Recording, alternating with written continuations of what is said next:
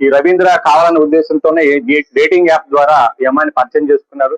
పరిచయం చేసుకుని 2021 నుంచి కూడా ఈ రిలేషన్షిప్ కంటిన్యూ అవుతా ఉంది.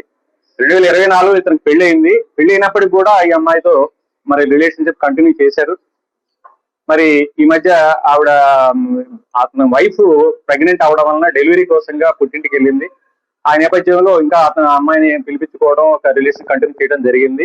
అయితే వీళ్ళిద్దరి మధ్య చిన్న గొడవలు స్టార్ట్ అయినాయి. ఆ గొడవల్లో ఆ అమ్మాయిని ఏదో రకంగా చంపేయాలన్న ఉద్దేశంతో అతను నిర్ణయించుకున్నాడు. నిన్న ఆ ఉద్దేశంతోనే నిన్న అతను అమ్మాయిని ఇంటికి పిలిపించుకున్నాడు. 201 ఐటీ సెంటర్ అండి.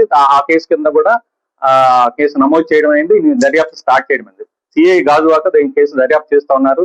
అయితే ఈ కేసులో ఈ ముద్దాయికి కఠిన శిక్ష పడే విధంగా అన్ని రకాలుగా సైంటిఫిక్ ఇన్వెస్టిగేషన్ చేయడం జరిగింది. టెక్నికల్ ఎవిడెన్స్ కూడా దీంట్లో మేము అన్ని రకాలుగా వాడుతా ఉన్నాం. ఇతనికి ఎట్టి పరిస్థితుల్లో మంచి గట్టిగా శిక్ష పడాలన్న ఉద్దేశంతో దానిలో భాగంగానే ఈ రోజు RFSL టీమ్స్, క్లూస్ టీమ్స్ కూడా ఈ రోజు పోలీస్ స్టేషన్ నుంచి రావడం జరిగింది.